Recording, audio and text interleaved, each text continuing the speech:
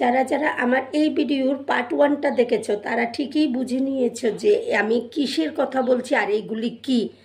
এই উপায় ছাড়া আমাদের আর কোনো উপায় ছিল না এইগুলিকে শেষ করার জন্য। যেই পরিমাণ যন্ত্রণা আমরা ভোগ করছি আজকে কিছুদিন ধরে, মানে আমরা কোথাও ঘরে বসতে পারছি না, শুতে পারছি না, দাঁড়াতে পারছি না, মানে এত পরিমাণ যন্ত্রণা ভোগ করছি। শেষমেশ আমরা ভাবলাম যে এই উপায় ছাড়া আমাদের হাতে আর কোনো উপায় নেই। আর দেখো কি পরিমাণ মুড়ির মতো ছিটকে ছিটকে পড়ছে, দেখছো? মানে মুড়ি কুলায় ভাজলে যেইভাবে ছিটকে পড়ে এইভাবে এগুলি ছিটকে পড়ছে। মানে এই উপায় ছাড়া আমার হাতে আর কোনো উপায় ছিল না। শেষমেশ আমরা সবাই মিলে এই চিন্তা করলাম যে এইভাবেই এগুলিকে শেষ করব। তো বন্ধুরা, তোমরা কখনো এই রকম আগে দেখেছো? তোমাদের ঘরের আশেপাশে কি কখনো এই রকম হয়েছে? আমি আর কখনো দেখিনি, এই প্রথমবার দেখলাম। দেখে তো আমি ভীষণভাবে